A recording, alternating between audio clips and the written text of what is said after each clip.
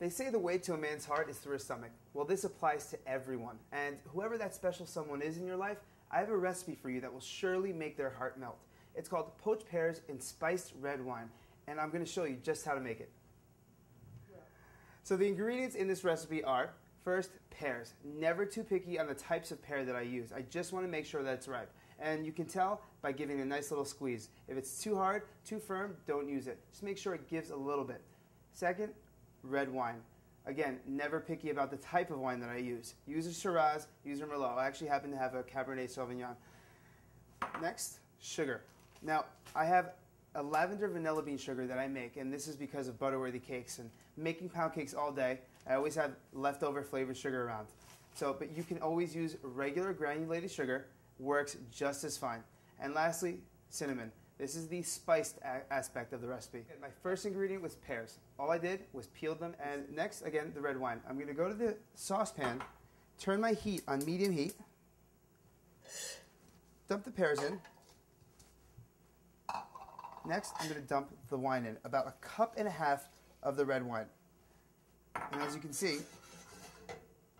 covers everything. Next, I have my last two ingredients. Now, for the spice, I'm going to add 1 cinnamon stick. As for the sugar, 1/2 cup of sugar. Remember, again, this is my flavored sugar, lavender, vanilla bean. And you can go ahead and use regular sugar. I'm going to give that a nice little mix.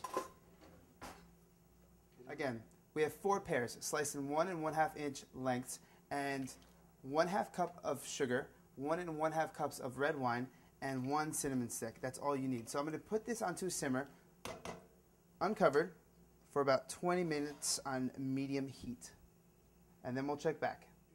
So back to the pears. I came back 20 minutes later and found that they need an extra 10 minutes. Half hour, that's it. Completely done.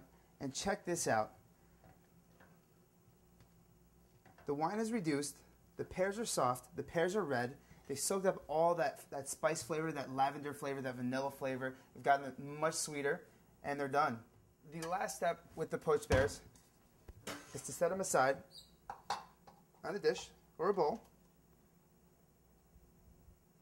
Take that cinnamon stick out, and that's it, done. So stay tuned to 2 postings this week where I use these poached pears in a salad and a dessert.